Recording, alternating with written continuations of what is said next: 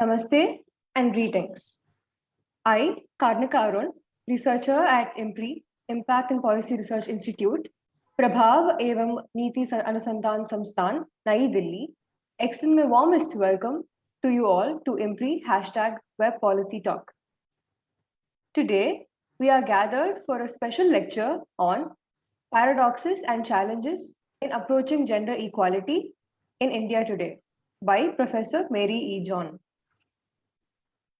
This deliberation is a part of the State of Gender Equality #Gender Gap series, which is organized by the IMPRI Gender Impact Studies Center. As the chair today, we have Professor Vibhuti Patel, visiting professor at IMPRI, former professor of Tata Institute of Social Sciences, Mumbai. Welcome you, ma'am. With the permission of the chair, I would like to introduce the speaker and the discussants. Yeah.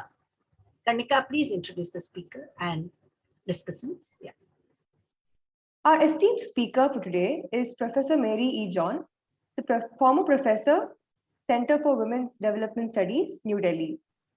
She was the director of the center from 2006 to 2012, and before that, the deputy director of the Women's Studies program at the Jawaharlal Nehru University, New Delhi, from 2001 to 2006. Major publications of hers include Discrepant Dislocations, Feminism, Theory and Post-Colonial Histories, reprinted 2021, A Question of Silence, The Sexual Economies of Modern India, reprinted 2021, and Women's Studies in India, a Reader, 2008. In 2021, the co-edited volume of Women in the Worlds of Labor, Interdisciplinary and Intersectional Perspectives, and the monograph, Child Marriage in an International Frame, a Feminist Review from India were published. She was a co-chair of a task force set up by the University Grants Commission to look into the sexual harassment on Indian campuses and brought out the report Saksham, Measures for Ensuring Safety of Women and Programs for Gender Sensitization on Campuses, 2013. Her areas of interest span the fields of women's studies and feminism within the social sciences, with particular expertise in studies pertaining to marriage and family, education and labor, as well as more philosophical interests in the concepts and frameworks of feminist theoretical analysis. We are honored to have you, ma'am. Welcome. Moving to our esteemed discussants for today, we have with us Professor Pushpesh Kumar, professor in the Department of Sociology at the University of Hyderabad. We welcome you, sir.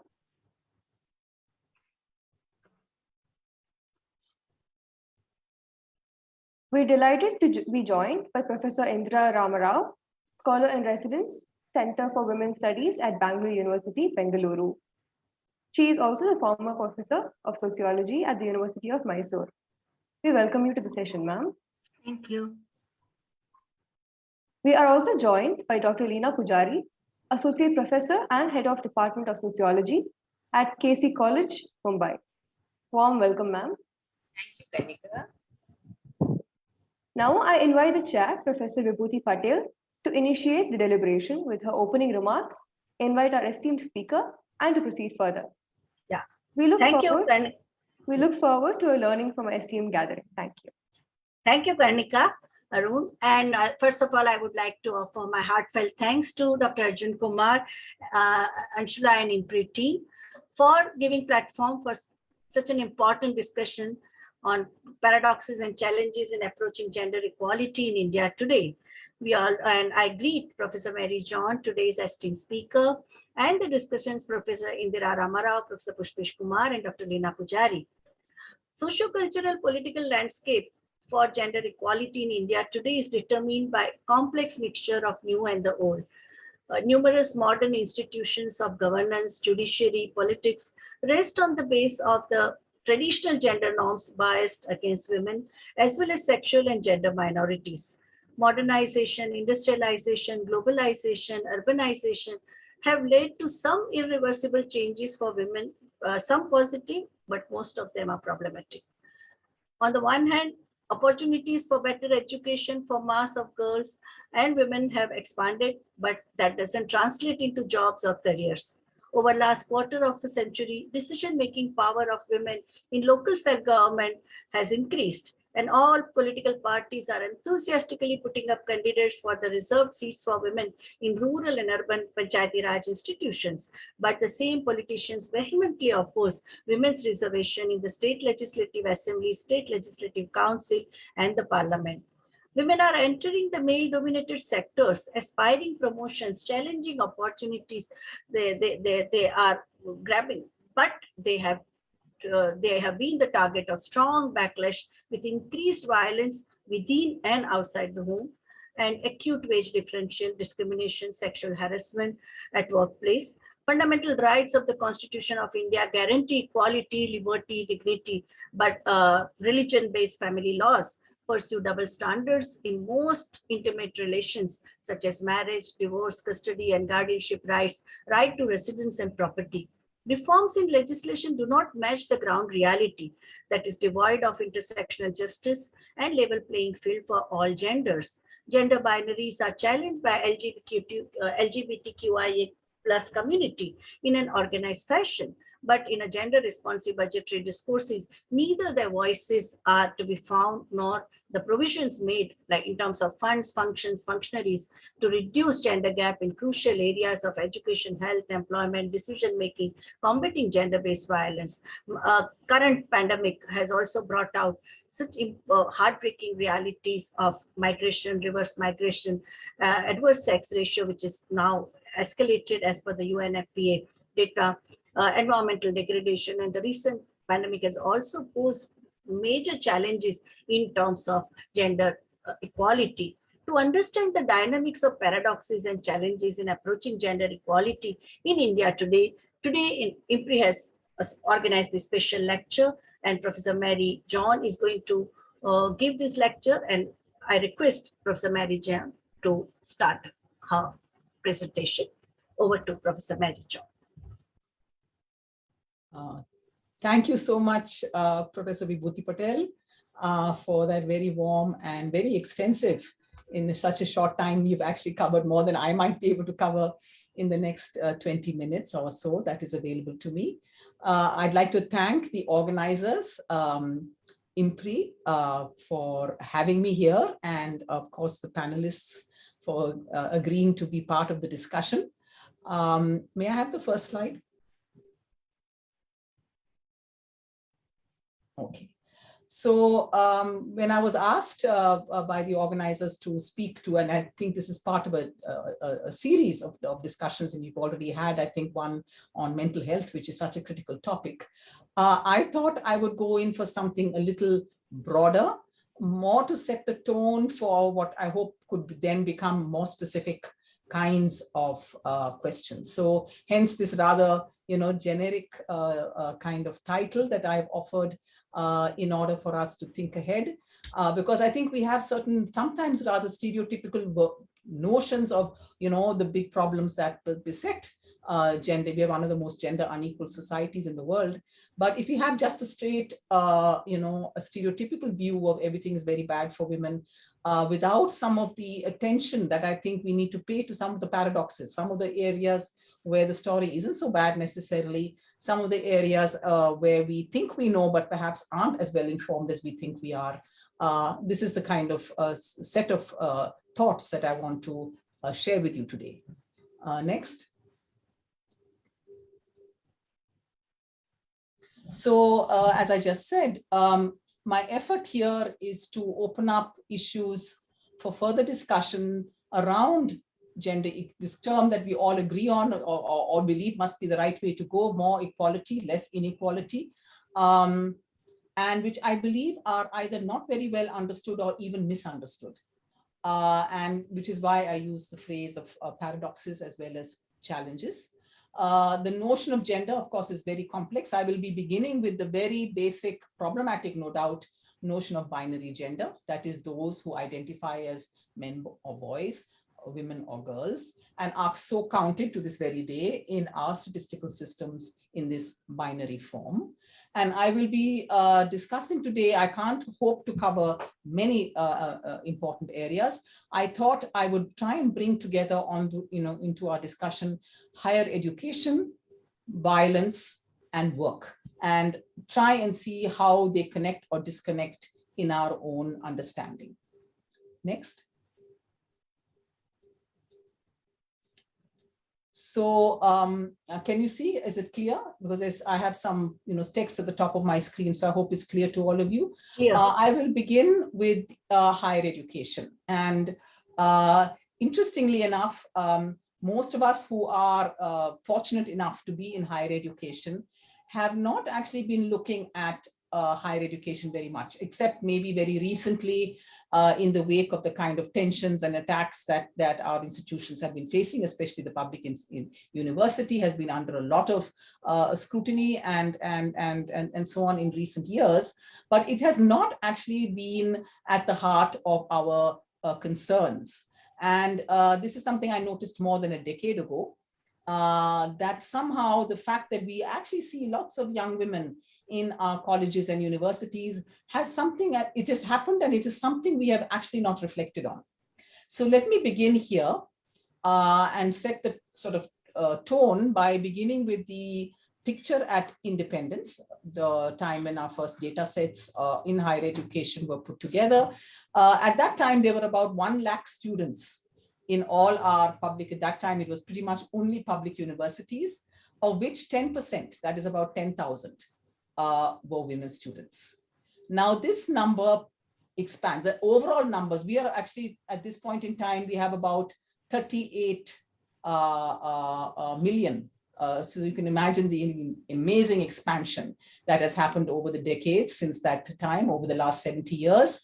By 2001, the proportion of women students, and this is now just a very simple average category, bear in mind the limitations of this category, are 40%. So it has moved from a mere 10 to 40% in 2001. And believe it or not, as per the All India Survey of Higher Education, which is our main source of information based on self-reporting by all higher education institutions, this figure has been creeping upwards steadily and has reached 49% as per their sources, 2019-20.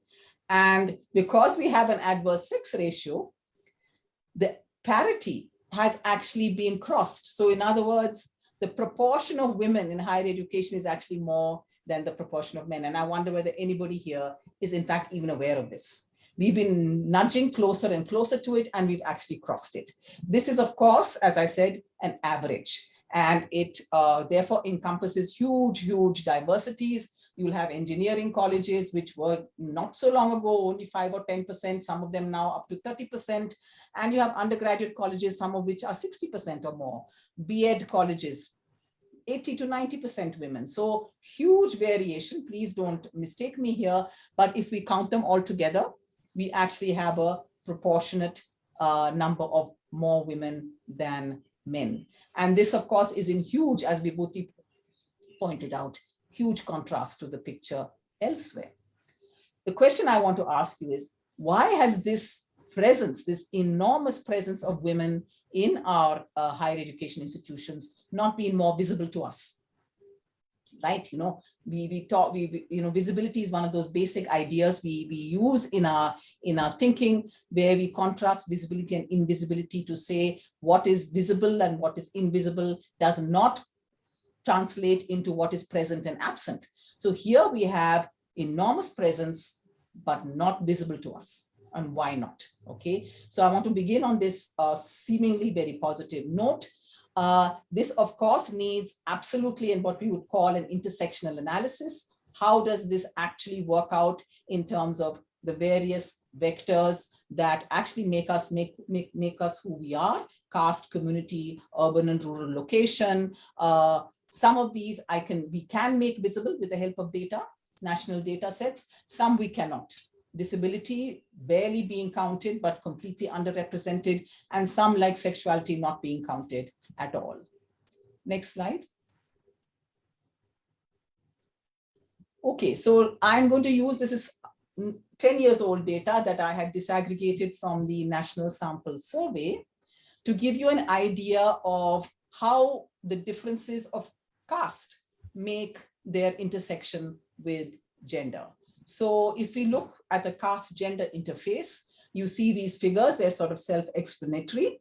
There are, if you go by these official categories, that is scheduled caste, other backward classes, and upper castes, you can see a progressive improvement. This is among men. You can see it moves from 16.5% among scheduled castes to 30. I'm talking, these are, by the way, gross enrollment ratios in the 18 to 23 age group, right?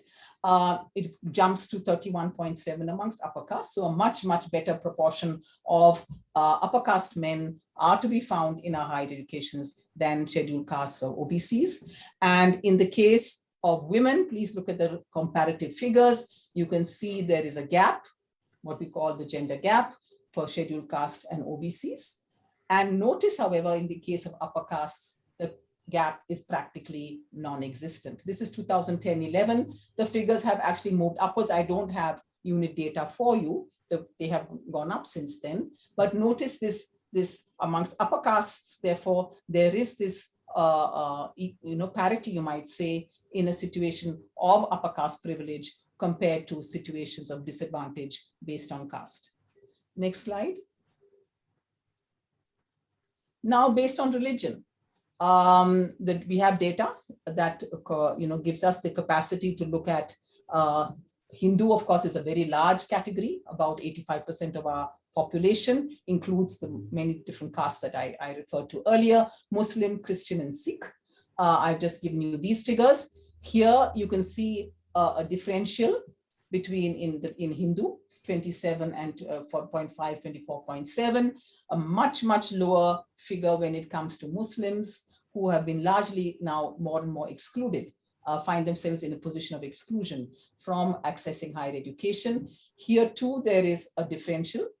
The very interesting figures, Christian and Sikh, are actually, these are of course small population groups, 2.2 and 1.8% of our population respectively. But please notice, amongst Christians, there are proportionately more women, and amongst Sikhs, the proportion is huge. The difference, that is to say, a very much higher proportion of Sikh women access higher education compared to their brothers and cousins and so on. This is a very fascinating question in and of itself. I won't pause on it more. We can discuss it if you like in the sessions to give you an idea of this remarkable, either a converging is happening or even an overtaking is happening in the realm of education.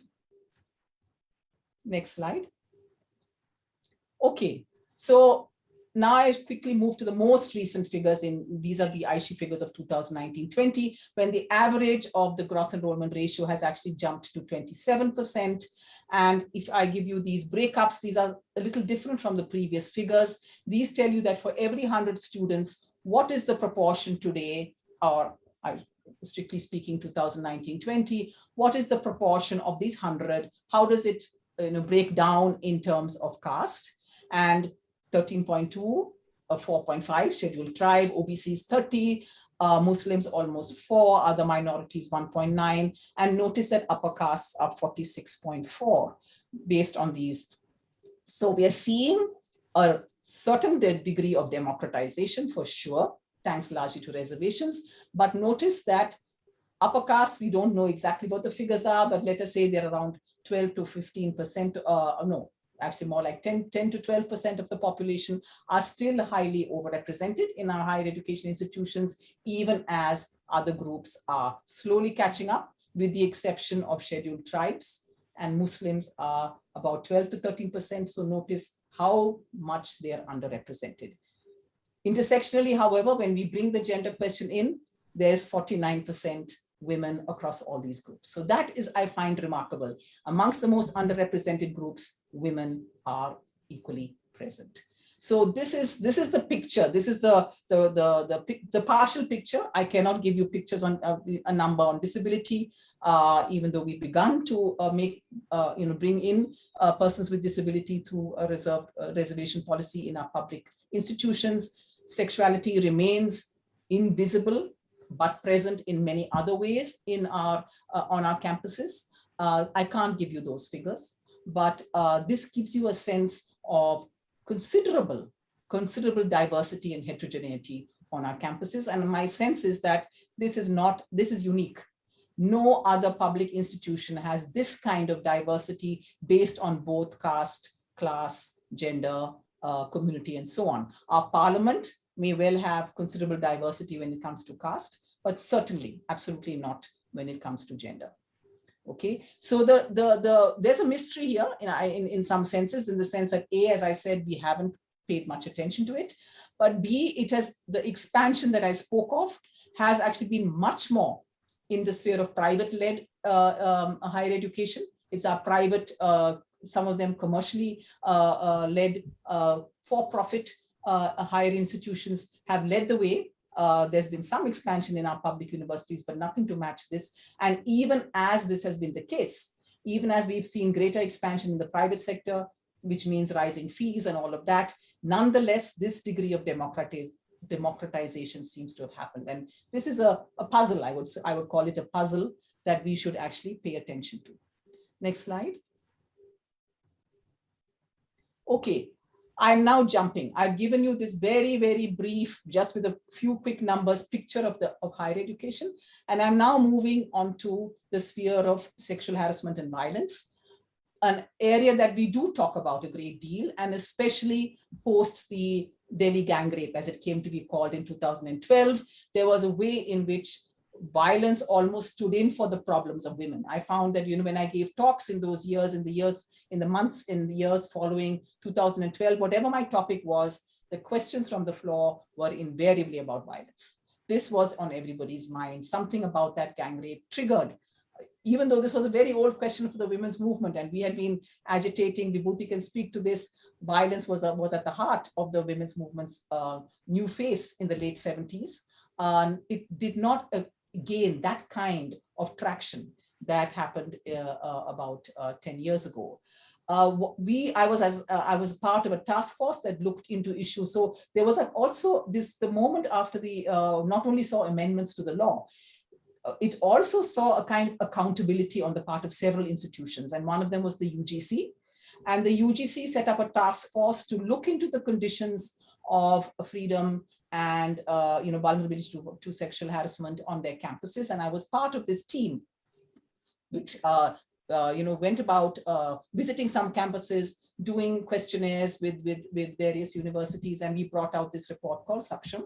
And we were very, very shocked actually to discover the state of the situation, because we assumed that 40 years and more of campaigning and institutionalizing of issues, legal reform would have had its impact in our institutions of higher education. But we discovered that with few exceptions, that was not the case, that our university administration and many of our faculty and so on were actually not concerned with gender sensitization, that it was a subject of extreme confusion and indifference. I mean, there was a college where we were told that they were taking care of the problem of any problems between women and men in their colleges. And how were they doing this? By having separate staircases for women and men students to make sure they didn't interact. I mean, this was their understanding of, and of course, when given a chance, CCTV cameras and so on, these were thought of as the solution.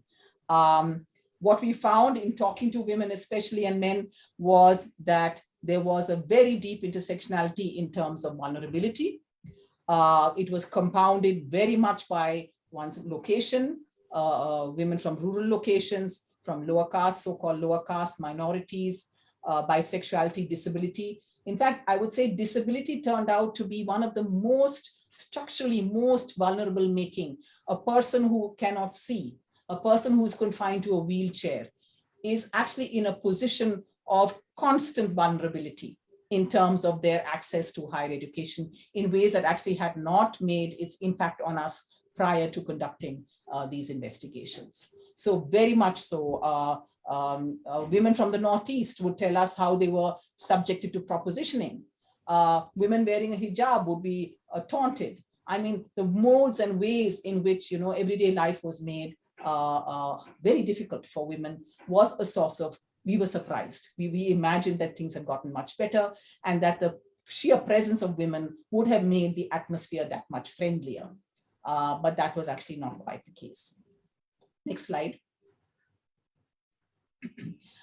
In terms of violence, I will say this, post the gang rape, I myself had not, and prior to the gang rape, I myself had not been engaging with violence in any depth. I'm a researcher. I had not subjected any, things like the National Crimes Records Bureau data. I had never looked at it very closely. I will admit this, unlike others who had, I think, done so. And I was shocked by what I found when I did look at some of this data. And the figure I'm giving you here comes from the National Crimes Record Bureau. This is the 2013 figure. It has possibly changed a bit since then. When we ask everybody, you know, when we have data on crimes against women, in which rape is a very clear category. And when I ask people, okay, what do you think in terms of the basic distinction that is made in our data sets between what is called stranger rape and acquaintance rape? When I ask people, okay, what do you think? What is the more common? After all, the Delhi gang rape was a classic case of stranger rape. They had absolutely no knowledge of each other at all till that horrible incident took place. When I ask people, what is your sense of what proportion of cases, most people think, well, there may be about equal or, you know, whatever. And we couldn't be more wrong. I myself did not have a clear figure in my head. I was shocked to note that 98% of the cases that make it to the NCRB, that is to say, cases that are lodged as FIRs in the police stations, 98% of these cases are known to the victim. It is a bare 2% that are the classic stranger rape, you know, somebody unknown to you overpowers you and that's what they do. So this was for me a very, very surprising finding. Domestic violence, the 498A, is by far the leading proportion of cases that come to the police and are recorded by the police. And we all know that it's not easy for a family member to walk into a police station and say that I have been beaten up or I have been abused by my family or by my husband or by my mother-in-law. And yet these are the largest figures that we have. There are other surprising findings that one discovered, which is to say that in cities, especially cities like Delhi, many and North Indian cities, there are several categories that actually dominate and which make you wonder what is going on in the counting of rape. One of these categories is a category called kidnapping and abduction. And a kidnapping and abduction case counts as a rape when either when the woman is a minor, that is to say below the age of 18. And what we found from the data is that these are invariably cases where parents of the girl have lodged a case of kidnapping and abduction against the boy in a couple that is marrying or being together against the wishes of the family. So is this actually something that should be in our books under the category of rape is a question we can ask ourselves.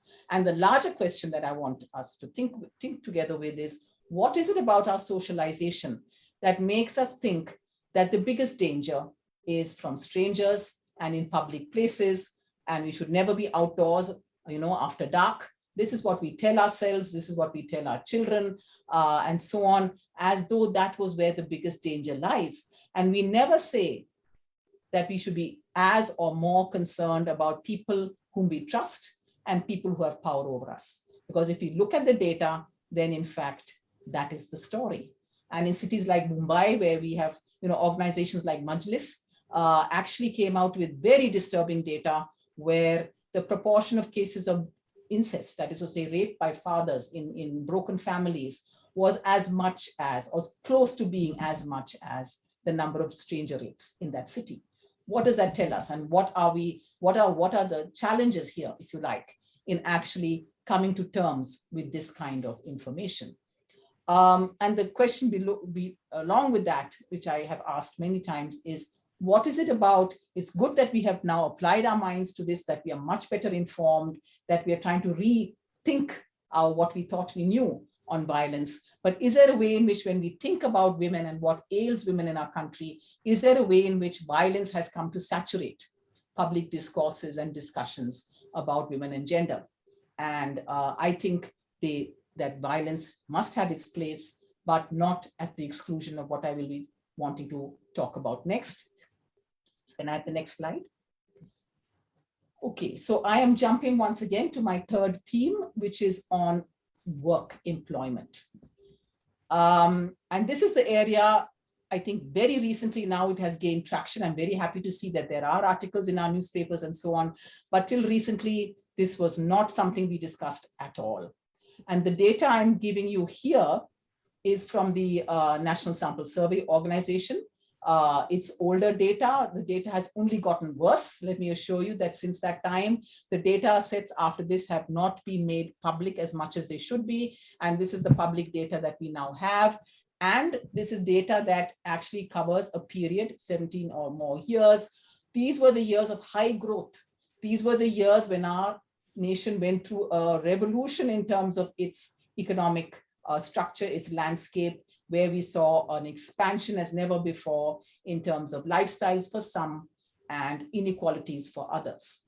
So in this high growth period, please look at this data, look at the urban figures and look at the rural figures. One of our we are completely wrong on this. Most of us think that urban India must be offering more opportunities for work, for pay, that urban India, our cities and towns must be better for our women than our, very quote unquote backward rural areas. But this is absolutely not true. More women work for pay or for some kind of income in rural India than in urban India. You can see these figures. And while the figures for men are roughly, remain roughly the same, there's a little bit of variation, but it's basically around, the same level of 50 plus, 55, 54, 55 plus. But notice that female rates are declining in both areas from a high of 32.8 in 1993-94 down to 26 in 2009-10. And please look at the urban figures, which are, first of all, practically half those of our rural India, and they also decline. And these figures have been declining. So this is something that is very hard for us to get our heads around. I think we were rightly in the women's movement very concerned to ensure that there was not undercounting happening. After all, we know how hard women are working. They work for no pay, or what is often called unpaid work. And we were concerned to put that on the table. But I think in that process, we needed to also acknowledge that when it came to paid work, there was this enormous gulf. A gulf that in fact is somewhat unique to countries like ours. Other parts of the world do not see this kind. Everywhere there are gender gaps. Everywhere women do not get the kind of returns that men get, but nothing quite as sharp as this one, and certainly not in urban contexts. Next slide. So let me pull it all together now. I don't want to take too much more time so that there's time for discussion. Let me try and pull all this together and ask all of you to think with me, what are the paradoxes and challenges then? So on the one hand, we have huge expansion in educational attainments for women, okay? Is this a sort of silent revolution? Is this not a revolution? How should we look upon this? What happens after? That was one of my questions. If indeed we have this space of our colleges and our universities and other kinds of institutes in which women are increasingly present, what are these years? What do they mean for them? In which they also ask us, and in our discussions on issues of sexual harassment, they said they want these years to be more sexual harassment free. They want to have space to experiment. They want to have a time away from their families. They were very clear. Young women were saying we suffer these kinds of indignities or worse, and we want it, but for what? And in terms of what kind of future? Because these very years of expansion have seen declines in work participation rates. This is the paradox. How can we be getting more educated and fewer proportions of women find work at the end of the day? There's an average of 15% of women who have paid work. And as I already told you, the larger proportion of these are in rural area, the larger proportion amongst our poor women, women who work out of necessity, not women who work out of desire for a career and a life beyond that of the home. So on the one hand, our homes are spheres of extreme labor.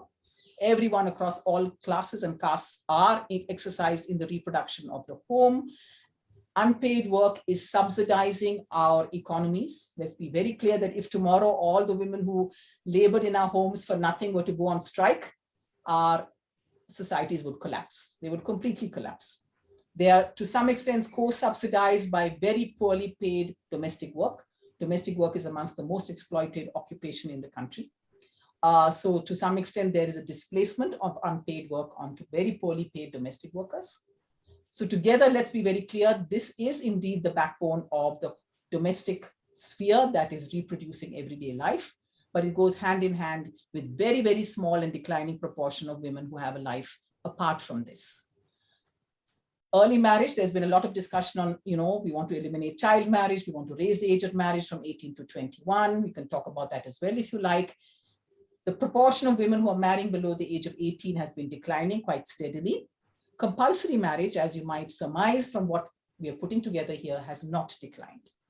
So overwhelmingly, that remains, in other words, the future, increasingly so. And at higher ages, we see marriage rather than a good job as the future after a good education. So my question then to us, and my concluding question is, across any gender, across class, caste, disability, sexuality, what then are the choices that we are seeing? What is this paradoxical combination of attention to violence, no attention to where women are present and are actually aspiring for something more? Their families are willing to put them through, maybe even pay fees for them in accessing higher education. And then what? And what is the sphere of a life after? What can we say about all this? And what does this then tell us about gender equality today? I'll close with that, the next slide. I very much look forward to your questions and thoughts. Thank you so much. Thank you, Professor Mary John, for a very vivid macro profile with focus on intersectional perspective, highlighting differential in achievements in education according to caste and religion. At one level, you acknowledge, and all of it, the democratization due to reservation that has happened, but still massive underrepresentation. We also talked about the considerable diversity and heterogeneity in the field of higher education and education per se. Even in for-profit educational institution, where your data showed that 49% of them are enrolled, because once upon a time in 91, we used to say that wherever there is privatization, women's opportunities decline. Even NAC study had also shown. And I think legal system, you rightly say that what happens to young lovers, no? Because our criminal justice system sees woman as in need of protection, girl in need of protection, and boy in conflict with law. Boy, always the criminal justice system, and what happens to young lovers, and that too in current context of raising the age of marriage, no, at 21. So and I think work participation rate, extremely important thing, that why doesn't our degrees translate into work participation? And last, your series of questions which you asked about what choices do we have and how do we see it in terms of in the context of our dream and utopia of gender equality. Now I turn to Dr. Leena Pujari, who works with the young students. She also runs a course on gender. We have extremely popular course for our last 10 years. How would you like to see this macro data provided by Professor Mary John through your experience as a teacher, as a sociologist, and also as a person who is doing a lot of extracurricular and co-curricular activities with the young population? Thank you, Dr. Patel. Am I audible? Okay. So thank you, Dr. Patel and Dr. Arjun Kumar, for having me here. Always a pleasure to be part of IMPRI deliberations and it's an absolute honor to be in the midst of distinguished scholars. Thank you, Professor Mary John, I think, for this deep, penetrating insights and for kind of setting the context. I shall speak from my position as a feminist sociologist in a South Mumbai college. And my presentation today draws from my work with my students, as Dr. Patel just mentioned, for more than 2 decades or so, but it also draws from conversations with fellow colleagues in colleges affiliated to Mumbai University. And I shall focus for the next 7 to 8 minutes. I shall focus on a site that I believe has a lot of potential for transformation, can enable shifts, ideally should be a safe space, for critical reflections and conversations around gender and sexuality, and engaging with questions of caste, class, ableism, so on and so forth. And, to be able to kind of interrogate and reimagine lived social realities. I think this should be very unique to educational campuses. But as we just saw, especially, I will begin with Saksham report. That's what Professor Mary John was talking about. And I see this as a first paradox, in fact, that I wish to present. Saksham clearly tells us that this is not the case, that, the way one imagines the campus space, surely that's not what is happening in our campuses.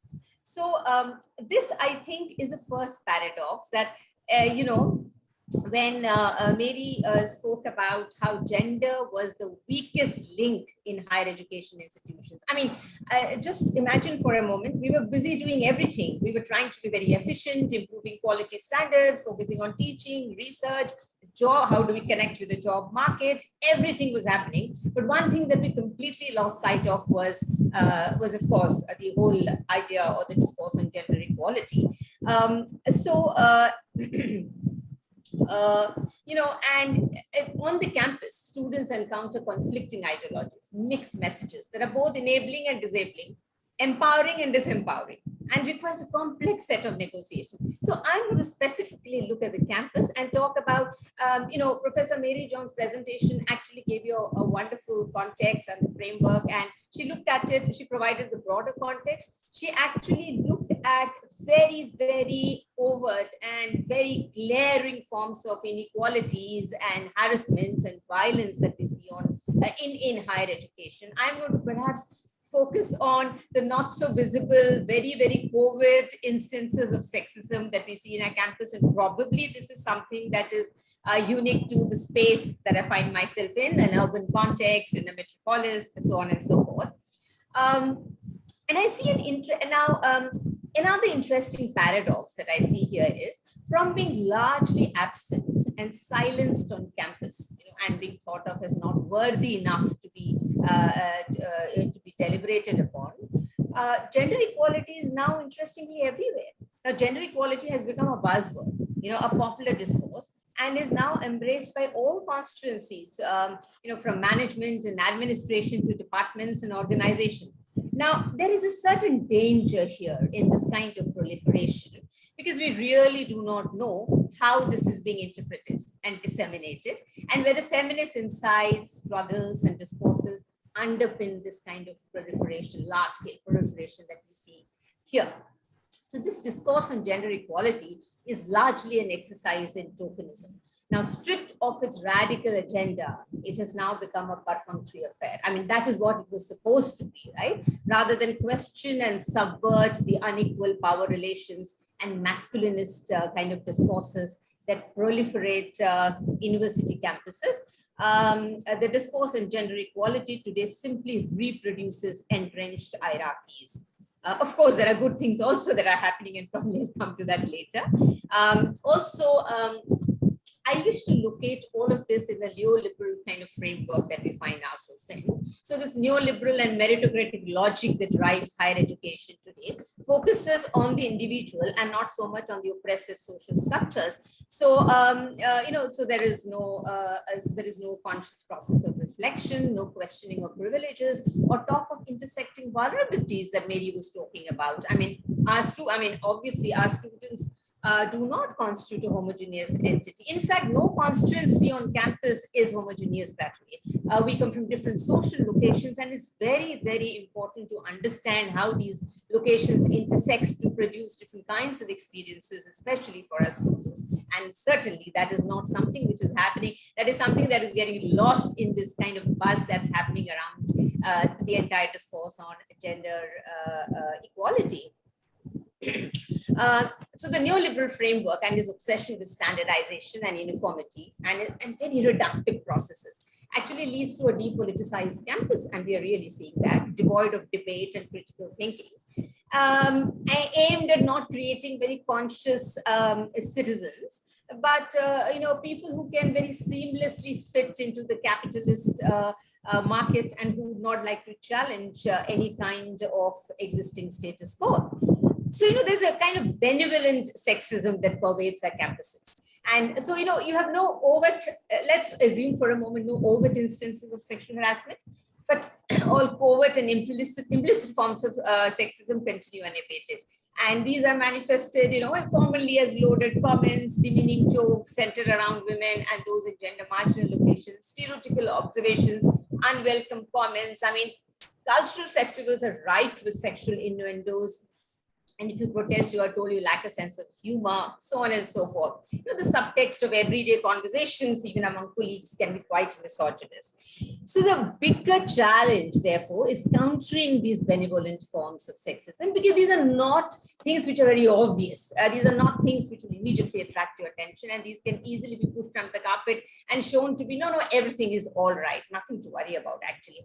So it's important, I think, to map and understand how this gender regime actually operates in our campuses. And this gender regime, with this focus on Savarna, able-bodied, cis-het student, is constructed in very interesting ways within campuses. Also, a very interesting thing is gender equality today is largely interpreted as gender parity. Yeah. Right? And so there's no problem at all. Look at the numbers, they will tell you. So, some of, so you will have your colleagues and your staff members and students telling you that, do we really need this discourse on gender equality? Ma'am, just see the classrooms full of girls, right? But what we don't realize, and we did a gender audit in our college, and we realized that this whole thing about numbers is very interesting. Because when you move, mainstream courses where the fees are less, you will see a kind of parity or probably more number of girls. But when you start moving into professional courses, you will actually see a significant reduction in terms of, in numbers of not just girls, but, also you will see a reduction in terms of minorities, in terms of people from scheduled castes and scheduled tribes and other marginalized groups. And that's very clear. So, so this whole thing about, there's no need for conversations around gender. Apparently, capital, market, and state of the economy are serious issues to be deliberated upon. And gender is so trivial that it doesn't even merit a discussion.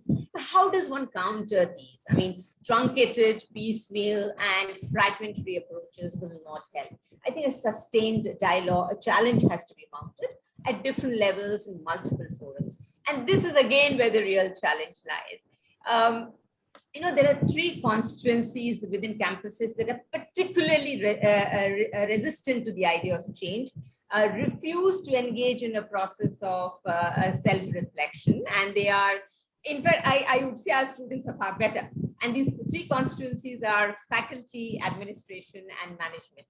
Now, while ICs, internal committees and gender cells, have an important role to play in creating safe spaces and in sensitizing all the constituencies, I don't think the burden can rest on them alone, right? It has to be an integrated and holistic process encompassing all aspects of teaching, research, and administration.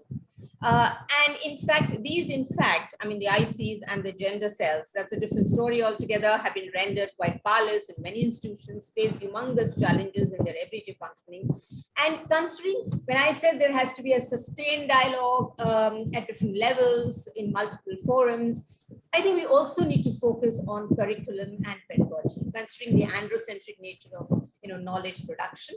Curricular reforms and feminist pedagogical interventions should constitute important components of the sensitization process. Of course, there are dangers here. This has been extensively debated by women's studies scholars in the initial years when women's studies was becoming a part of, was being institutionalized, this whole debate of heteroization versus mainstreaming. And because, as Dr. Patel said, I run a course and I have also been experiencing this. I mean, what do you want? If you want integration, the problem is if gender related topics are integrated into all courses and all curriculum, the other danger is the dangers of tokenism, oversimplification. I mean, that is also there. So it's very difficult to find a way out through all this, right? And pedagogues can actually play a very important role, but as I said, the maximum resistance comes from pedagogues. So what is also, it is not just curriculum. What you actually need is a necessary pedagogical shift with the necessary feminist insights, so on and so forth. The other challenge, and I'm going to conclude here, the other challenge that I see is how do we build solidarity? And how do we move away from an individualized kind of activism fostered by neoliberal ideologies? A process that got accentuated during the pandemic. I mean, this was something that had actually started. I have been witnessing this. I mean, the kind of schisms and divisions that we see in the wider society in the last half a decade, especially, also have impacted institutions of learning as well and impeded the forging of feminist solidarity. So this is a very important question for me at the moment. So then finally, to conclude, and I hope I have stuck to my time limit, what is required? I think we need a campus that is sensitive to questions of gender and committed to an environment of equality and equanimity for multiple genders. And I think we need to really combat this culture of silence and impunity that is certainly inimical to gender justice in institutions of learning. Thank you so much. Thank you, Dr. Leena Pujari, for talking about benevolent sexism. We all used to critique benevolent patriarchy, but now that individualized activism is not an answer, because the classrooms have become war zones. What is your experience was my experience also in teaching in SMT for nearly 13 years. The way minorities, SC, ST, they get marginalized in the class, the ideological debates when we teach any theory where the neoliberalism and the might is right logic or the majoritarianism seeps in. So I think we have a long way to go, but still we all are eternal optimists, you and me both, and all of us. So I think we continue with our efforts in the educational institutions. It's very important. Now I would like to ask Professor Pushpesh Kumar, your response to Dr. Mary John and also Dr. Leena Pujari's presentations. Thank you, Professor Vibhuti. I'm sorry, there's some technical glitch, so I cannot be visible. So fine. So I'm thankful to IMPRI for inviting me as discussant, and Mary's contribution is so tall that I don't even attain certain height to see how tall it is, and to reflect on her work and her is a difficult thing for me. But certainly I want to make, and then Leena has also opened up a very broader perspective, broader spectrum, to sort of reflect on the politics of gender and sexuality and many other things in contemporary India. So what I want to say that what is the cause of that? Mary has touched upon three different things, which apparently are disconnected, not connected, not fitting in. But I see there is a definite connect between all the three contexts which he is talking about. And I want to say that what is the cause of declining work participation of women in rural and urban areas? Is this a paradox of neoliberal India interacting with patriarchy and reinforcing patriarchy actually, right? So when I say neoliberal India, there is a drastic cut. I would say that there is a drastic cut in the government jobs and other investments in the social sector.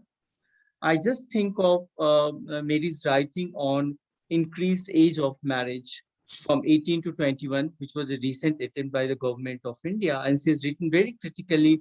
And I hope this is a very apparently a kind of entitlement, which is a very new liberal kind of entitlement, yet hollowed in terms of a substantive justice. So even if you increase, as she's rightly pointing out, that even if you are increasing the age of marriage for girls from 18 to 21, if she is a poor, even if she waits for 2 more years, what she is going to get out of that?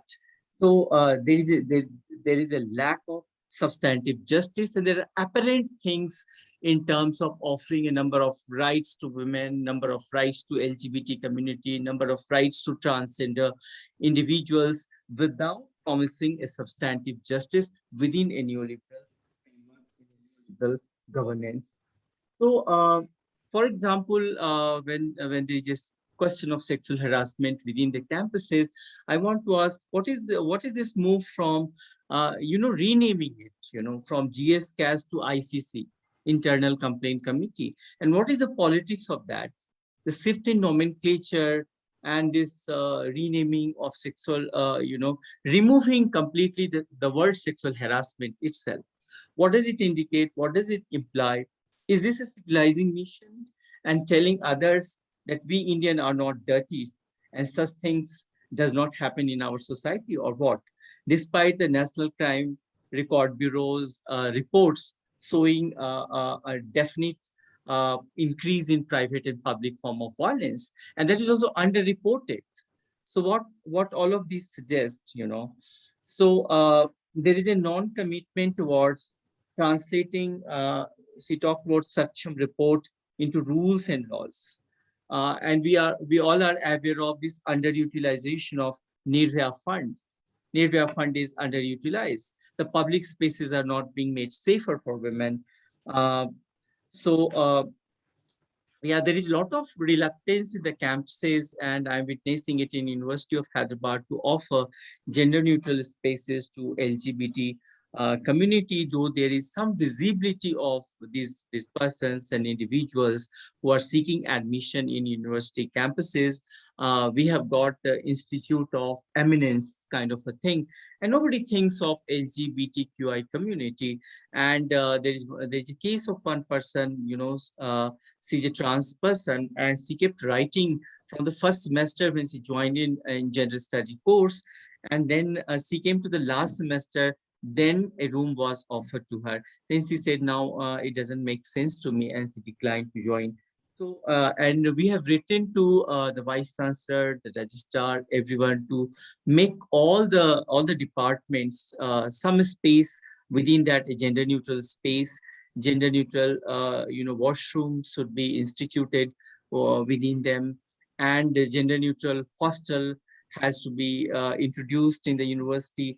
But when we submitted the minutes of the meeting, there's a transgender committee, and I being the chair. Then the only thing was discussed between the authorities was offering a single room to this trans person, and all other things we said that their problem, their harassments, and etc. should be brought to the internal complaint committee. Certain things should be introduced in the pedagogy, in the courses, different courses of science and social sciences and humanities. That was not at all discussed even by the authorities. So they just said that number 2 is discussed, something like that, and a room was sort of offered as a temporary solution to a trans person who was asking for it. So there is completely, so politicization, becomes a bad word in the campuses these days, following, this Rohit Pemula thing in our campuses. So the authorities, whenever I talk to them, they say, students पढ़ते नहीं हैं, वो politics में busy रहते हैं. And politics has become a very bad word, So even if women are radicalizing, women are asking for it, it is losing its relevance in contemporary neoliberal times and within neoliberal campuses where utilitarianism, politics has no utility. What utility it does have? It doesn't translate into anything, and it is not translating into anything these days, basically because there are a lot of censorship, a lot of other mechanism to curb it. And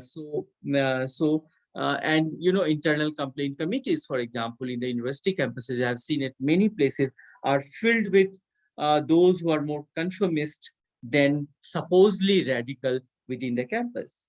All these in some or the other ways favor, I think, a neoliberal agenda, where you offer certain rights. You also have an institution called Internal Complaint Committee. You also have a transgender committee, like Government of India has acts and rules and everything, but it is not being translated into any substantive kind of rules and laws and implemented, and certain resources are allocated. So for example, I'm asking that we have a transgender committee, but there is no resource. Even if I want to invite a trans intellectual or trans person to the campus and ask to give a talk to sensitize the university community, then there's no budget. I cannot even offer this person travel expenses, or offer a cup of tea or something. So it is toothless, I think, because it doesn't have any resources. So there is a committee, yes. There are certain institutions, yes, which is instituted, but they all are, and similarly, you see, there's a gender champion thing, which is created in the university campuses, and which is also, I see, as a neoliberal kind of an institution. So when GCAS was in existence, there you will see that there are lots of discussion on gender equality, what is gender. Lot of people were invited to talk in the campus. They were given travel expenses, etc. Now, internal complaint committee, since it has come, we see very few lectures and talks are being organized. So what has happened? So I think a kind of neoliberal agenda and neoliberal framework within which these things are operating. So because there are not enough jobs which is being offered, by the government, there is a drastic cut in the national cake every time.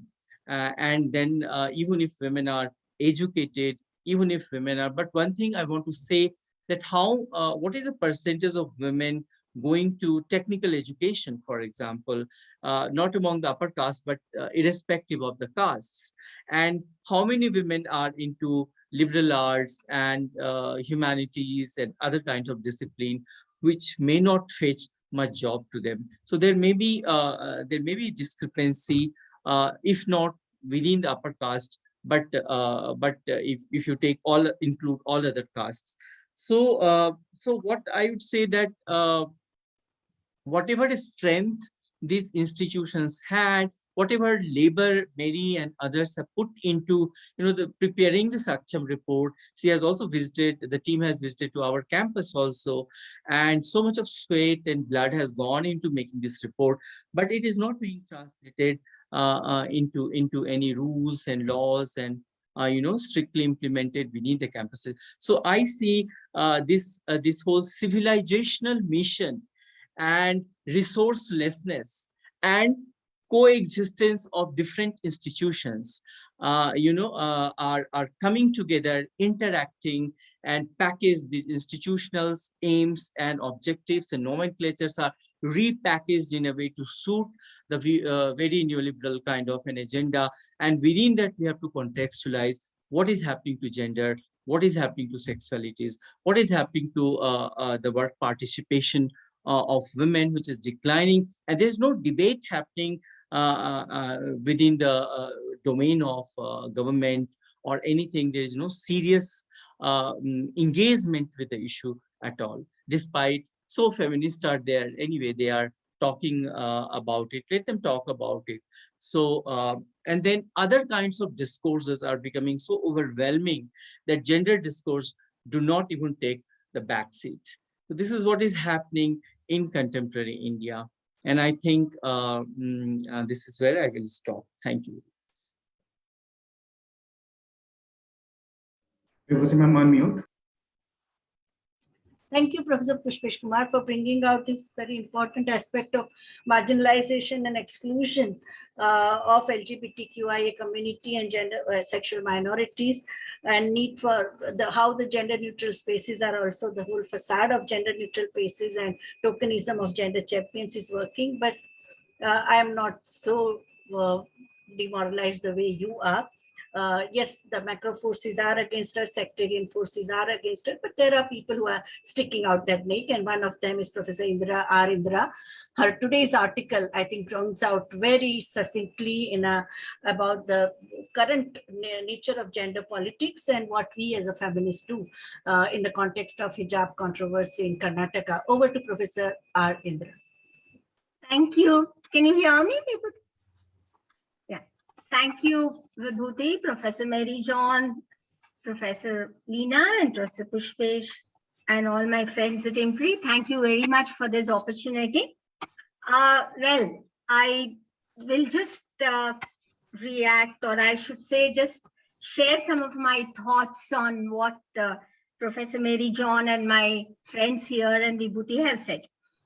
Just 2 days ago, I was having an argument with some youngsters about inequality. They, were so vehemently arguing with me that there is no inequality. It's your imagination. You are a sociologist, and you sociologists are always, obsessed with this. And they said, okay, if the equality is already here, but if somebody is not able to use that, it is their problem. So finally, I said, oh, well, equality is not just of conferment of rights. It's also about translating those rights into action. I said, anyway, you please see the world and you will know. Yes, definitely, as Professor John has said, and we talked about it, opportunities have increased. But it doesn't mean to say that everybody is having the same kind of opportunity. And then, so I'll just go in the same order that Professor Mary John took.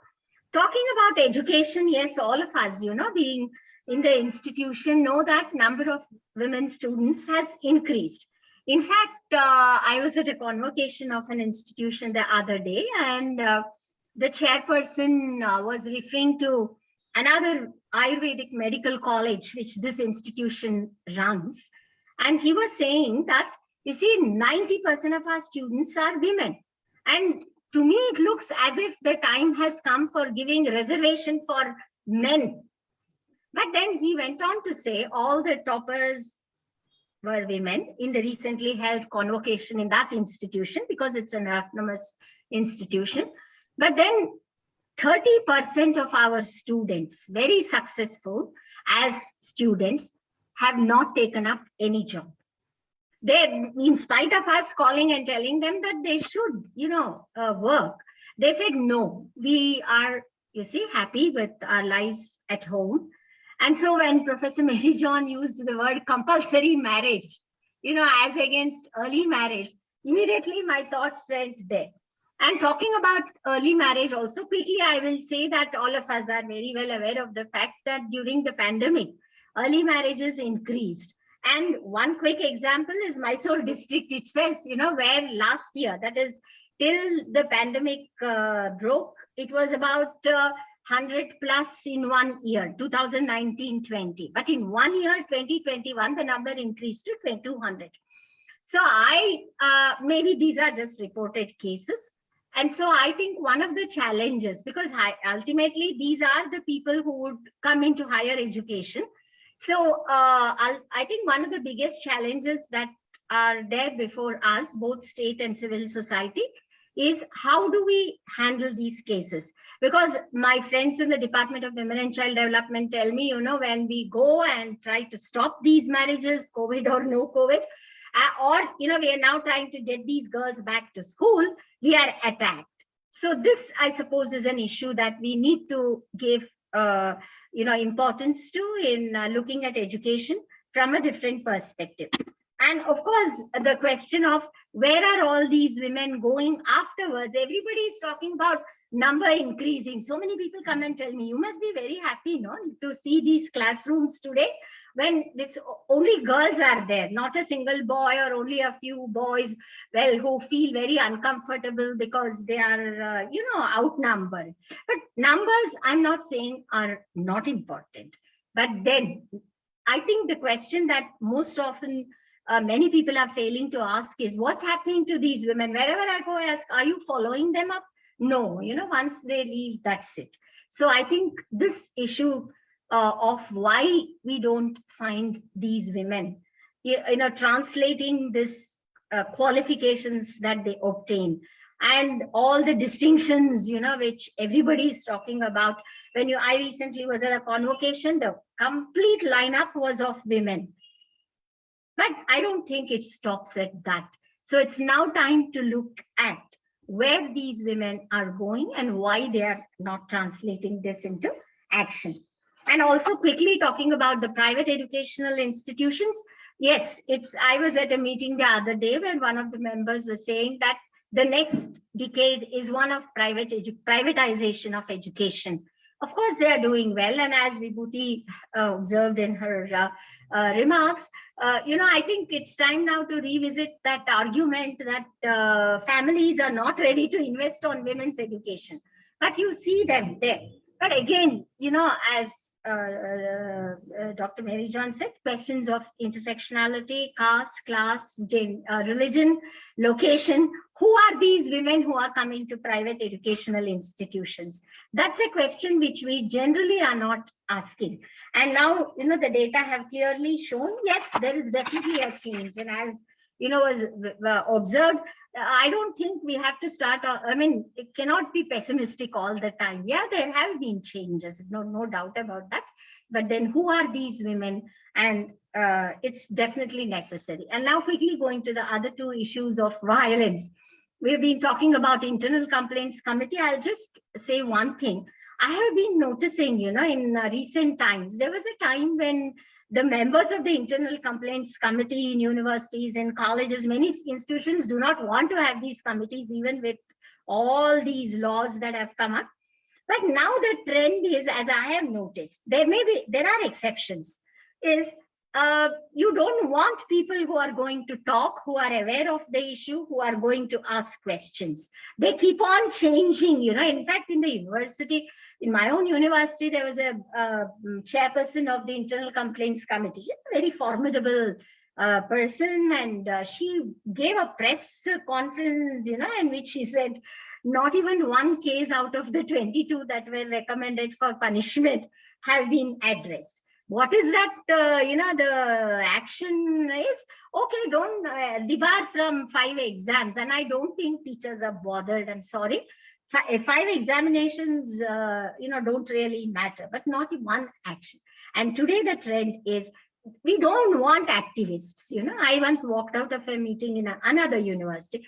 Women's studies, they say, no, we don't want those people. You see, they are troublemakers, they'll ask questions, and then they make life uncomfortable. So in most places today, I'm subject to correction if I'm wrong, but then I think from what little I know, they want people who just toe the line. And so this is an issue that needs to be looked into, of how the committees, to which have the responsibility to make institutions gender sensitive, are themselves gender insensitive. And the last thing is talking about work.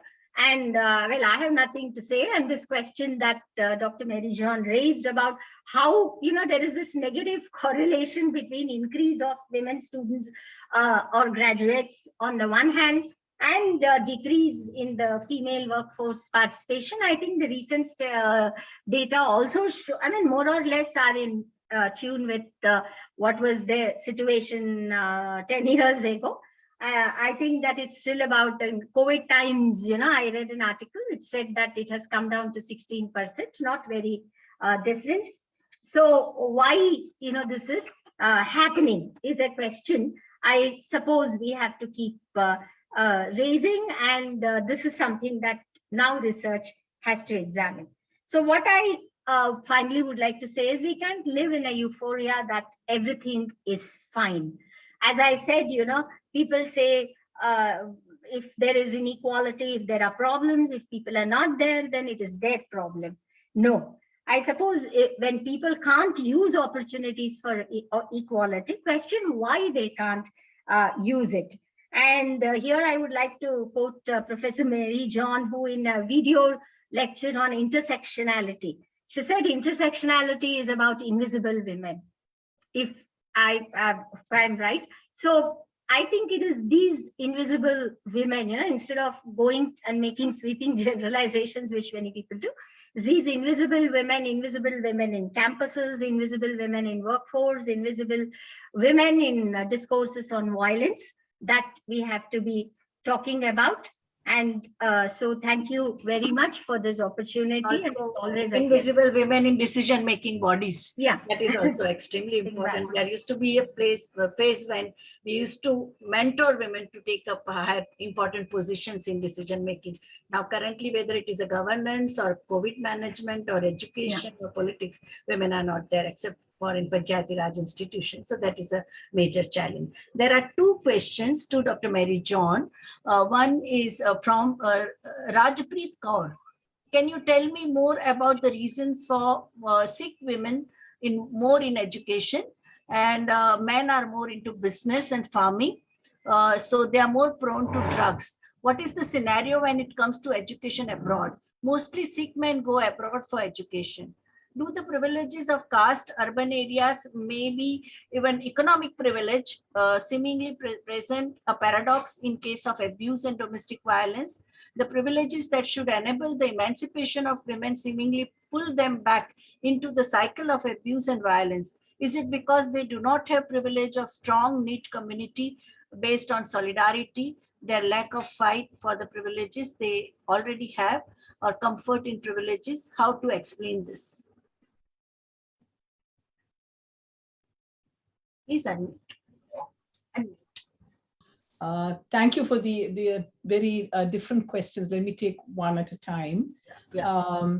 Yes, the first one regarding the much higher gross enrollment ratios among Sikh women compared to men.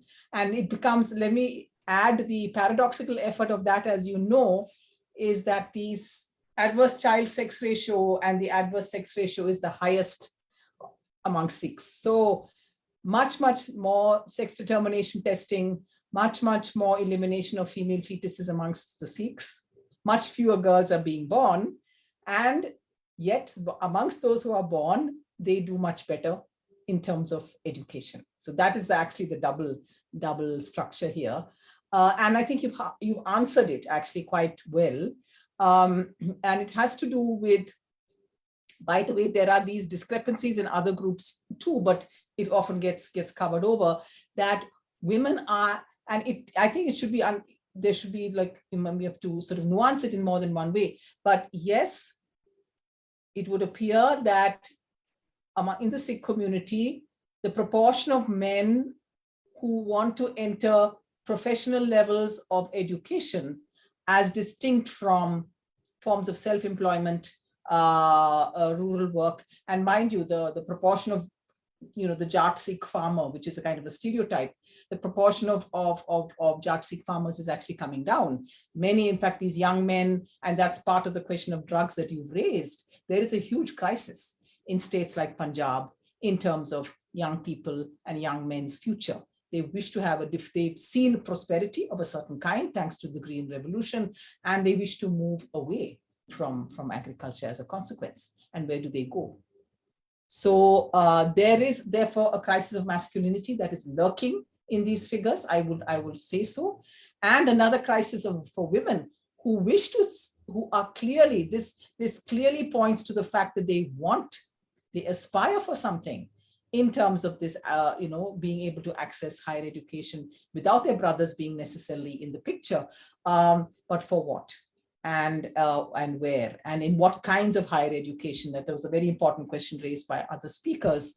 Will we see Sikh women outside of a college, BA, BCom, BSc college?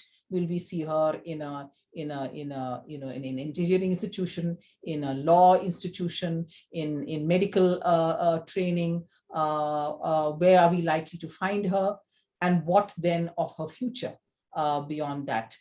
So yes, I think there is this huge discrepancy here that actually does deserve much more attention, and which I also found in fieldwork. When I was doing fieldwork in the Punjab around the issue of sex ratios, it was very clear there too and so we are seeing dropouts very often, even amongst boys. We often talk about the dropout rate and we refer only to women and girls, but there are dropout rates. There is an anomie, a lack of connection that actually demands our attention where boys are concerned as well.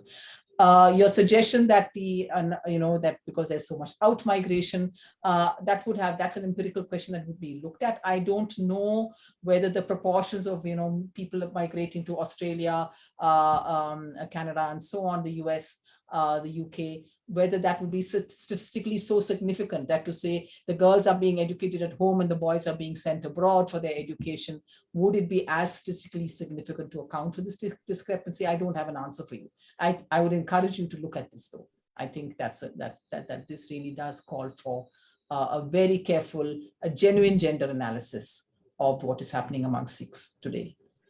The other question, which was around violence, I think I should like to see that once more, because oh, okay, I think it's about the violence also, no? Backlash. What was the second question again? It was a backlash of violence, no? At one level they are getting educated, but what they are facing in the personal life is about domestic violence, abuse. Oh, right, the privileged women. Well, I think we go slow here, and you're jumping. I think you are trying to do what I want us to do, which is to bring the different levels and questions together. The violence data that is at not so much from the NCRB, but if you look at the domestic violence data from other sources like the National Family Health Survey and so on, which I think is very problematic, because when you walk into someone's house and you're asking them about immunization of their children, and the next question you ask is whether your husband is beating you and so on and so forth, I really would like to know who's going to answer that question and how, because that kind of data would tend to show that it is poorer and so-called lower castes that have more domestic violence than the so-called upper castes and the urban middle classes. So I think this is a complex question, but where there is definitely an issue in terms of domestic violence, and also a point I did not raise here, which is suicide rates. It's something we are not looking at. We have the worst suicide rates amongst newly married housewives, so-called housewives. The numbers far exceed the farmer suicides, and farmer suicides have got their share of attention, not enough by any means. But when we talked about farmer suicides, we recognize that there's an agricultural crisis of some sort. But these figures of housewives, which are proportionately more and are not only more, but they're going up, are largely in the South Indian states where we have quote unquote better indicators in terms of education and so on. What is going on here? Is this a backlash violence? Is this a backlash where women, and by the way, this kind of figure is unique in the world. Elsewhere, when young people are lonely and suffering from lack of comradeship and have suicidal thoughts, one of the solutions that is proposed is that they find significant relationships in their world, and suicide rates go down when you form a union with a person that you care for and that they care for you. Here we have the opposite picture. We have young women who enter the portals of marriage, and the suicide rates and the domestic violence rates jump. What is going on here? I am ashamed to say that even as the women's movement began in the 70s with looking at issues of domestic violence, and sometimes they were called dowry deaths or dowry murders, always not true. Some, yes, were because of harassment over dowry, but others were not necessarily, but they got that kind of a tag. I think we have lost that. That has gone missing very badly today. And there is therefore something that is very, very perturbing amongst those who may be looking for something other than what they find. And in several studies, it is found that in fact, it is the so-called docile woman who is not asking too many questions, where indeed things seemingly are okay. But women who are working and husbands are unemployed is one of the most conflictive kind of situations you can imagine, and so on. So we lack, and this is, say this as a researcher, we lack good research. Many of you are sociologists and so on. These are areas that can't be done with numbers. These are areas that can't be done with a survey. these are areas that are crying out, because clearly women are in their respective homes where horrible things are happening, and somehow it is not newsworthy enough for us to look into this. So thank you for that. Who are running helplines, they had to say the same thing. Even women working from home, even professionally competent women, they face tremendous domestic violence over the last 2 years. Yes. Yeah.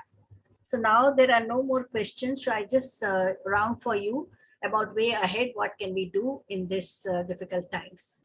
So over to Professor John. What would you like to say? Oh, now what is the way ahead? Of you will the way ahead, well, I'm a researcher. The way ahead is to make all this much more visible and much more unacceptable. We must not, it's simply not, it cannot be acceptable any longer. I feel we are failing a new generation of young women. I mean, people like Leena and so on, who are dedicated to a new generation of young people. I sometimes feel we are really failing them insofar as some of this, that is the future that awaits them, or even the present that they're negotiating. And I think Pushpesh also raised this question, where are they?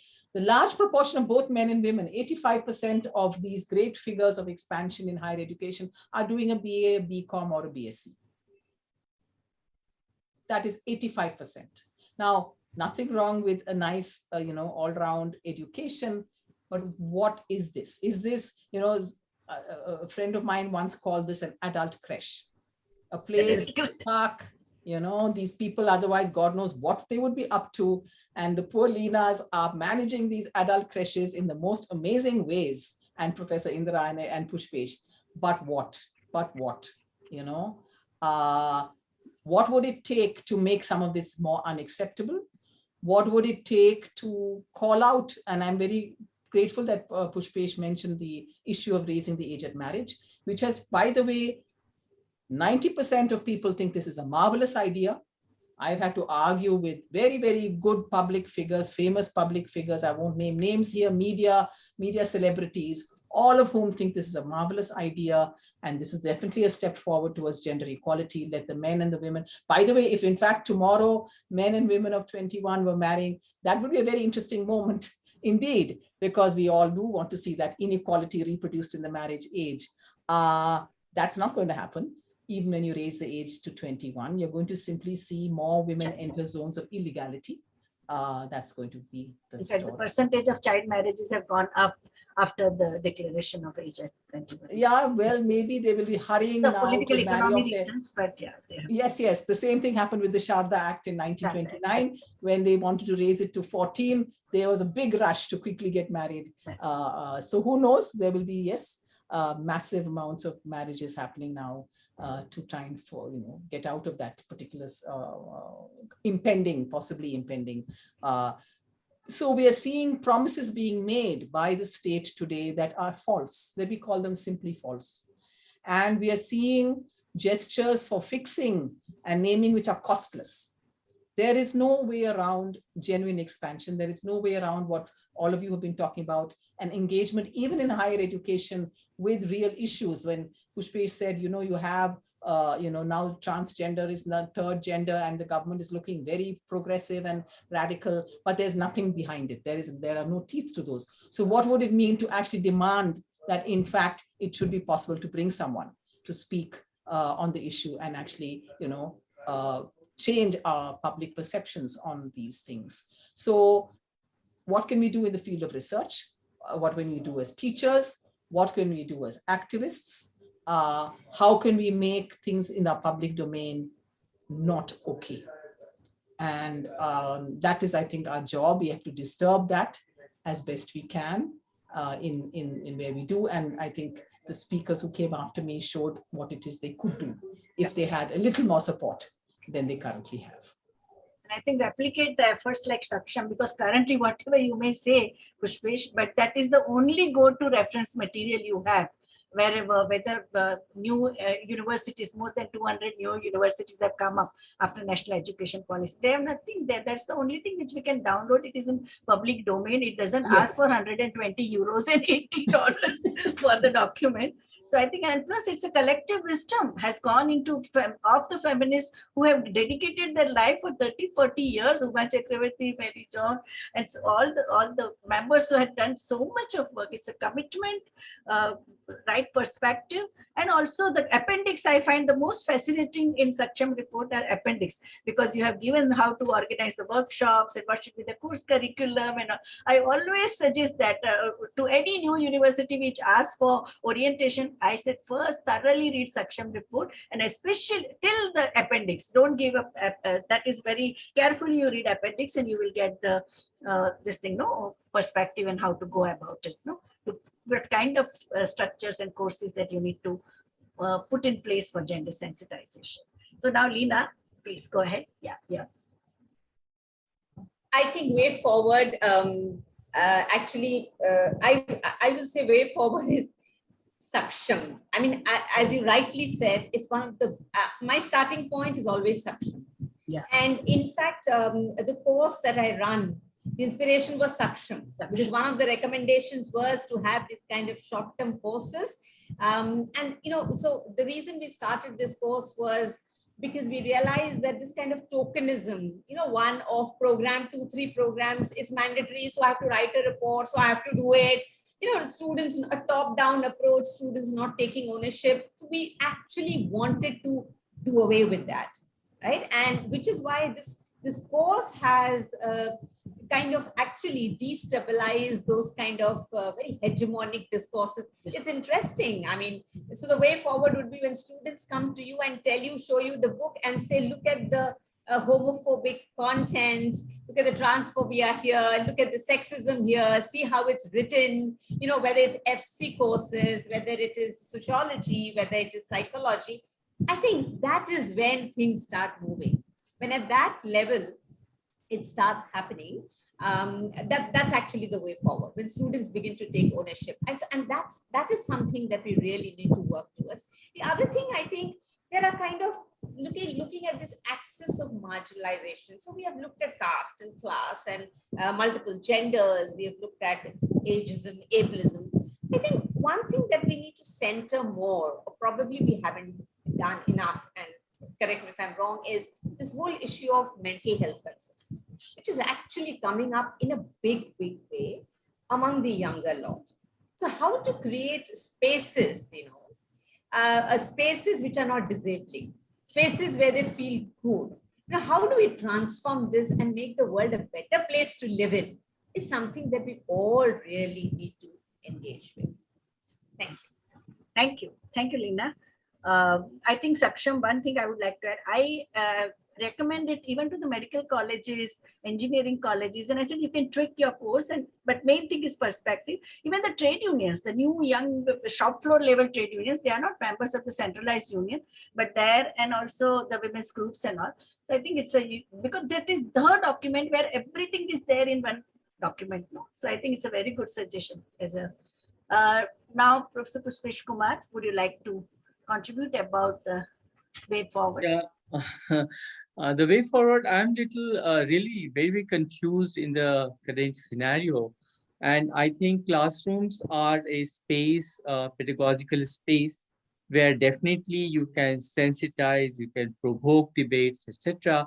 But that space is also being eroded in the contemporary context. You know, one of the colleagues would tell you that if you say something against the state, against the government, against something, somebody might record it today, right? So, you know, a different scenario has crept in contemporary times, and one gets very confused. And so one has to also be, I have turned very strategic in the classroom.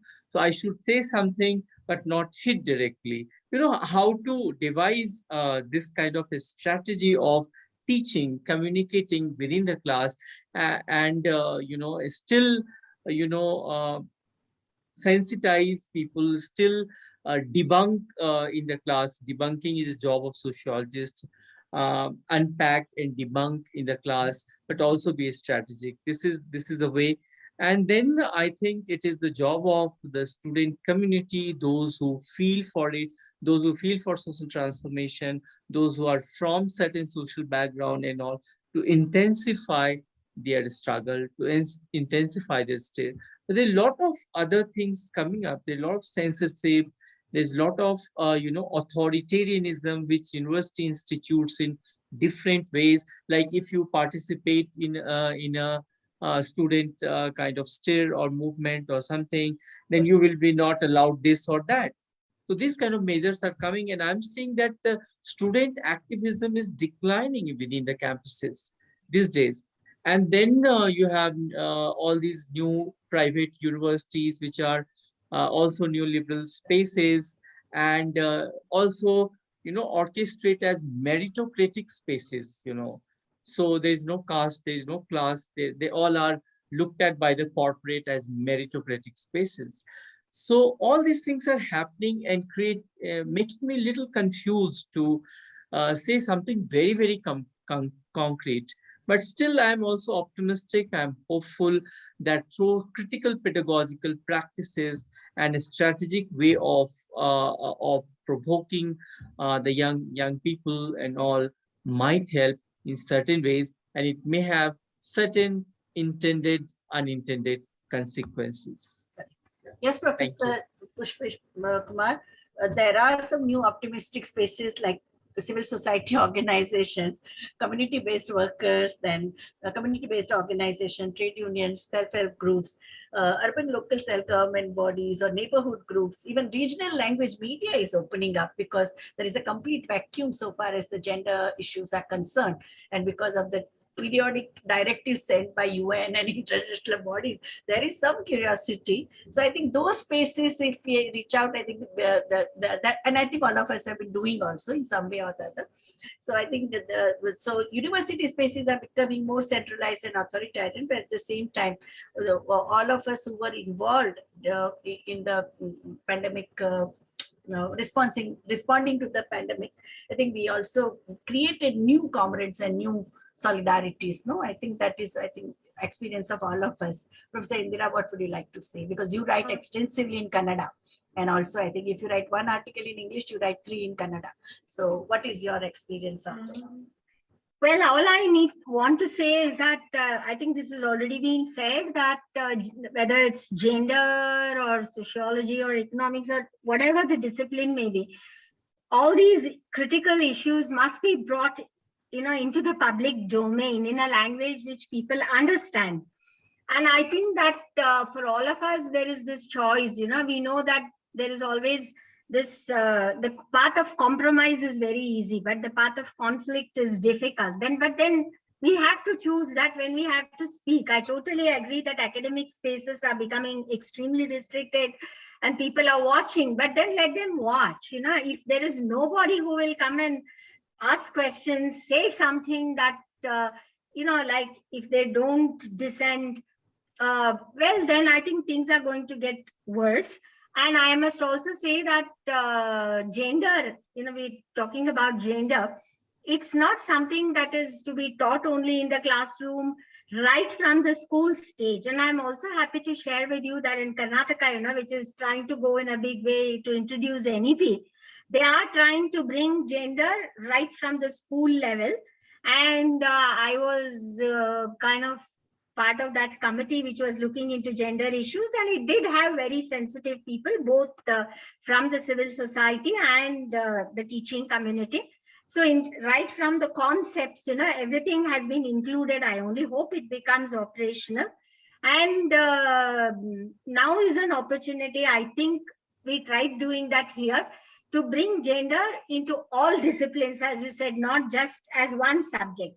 But let me also tell you that though NEP, said there is flexibility, etc., there are many universities which say, okay, women's studies, let it be minor. What is, so major about it? So I also feel the last thing I would like to say is, now things have come to individuals. If you are talking, if you're writing, if you're speaking, if you're giving visibility to what you believe in, I'm sure that there is hope still. And it is the younger generation, that really needs to be addressed.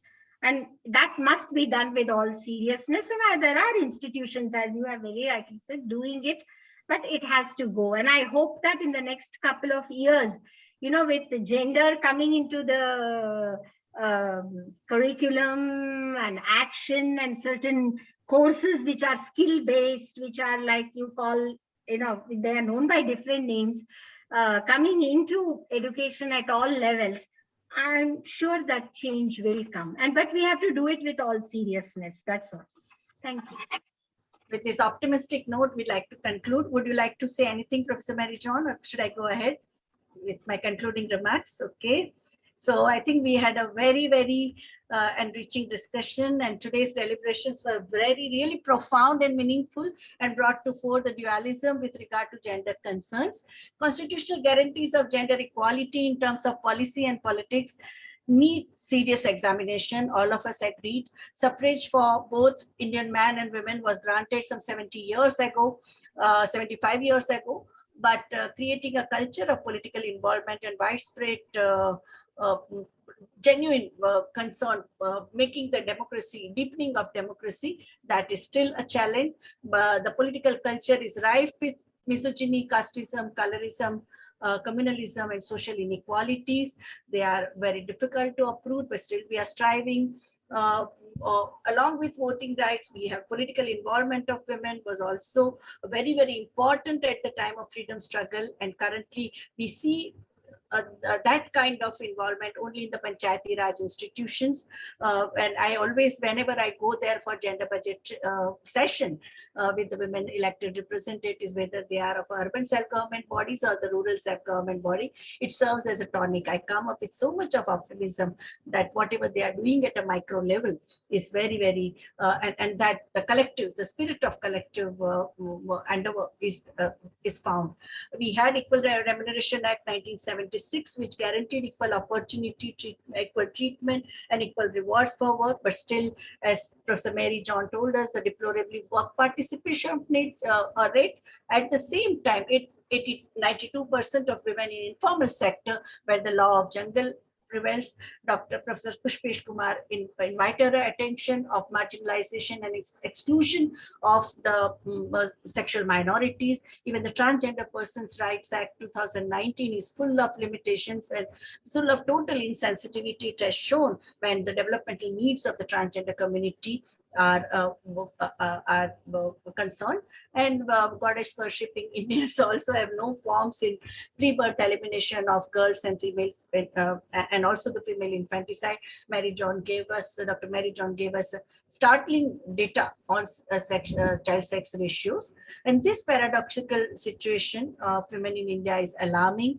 We all, the incidences of gender-based violence is not only limited to just dowry death and sexual harassment, but wide range of both online and offline violence, abuse are happening. Pandemic has also brought out the ugliest aspect of forced labor, of modern forms of slavery, and also the forced child labor, forced and early marriages that we have seen. Discriminatory practices have also compounded, and the globalization of Indian economy, neoliberal ethos that have percolated in each and every walk of life have also made the life much more complex, and paradox of gender equality and the employment market are most pronounced.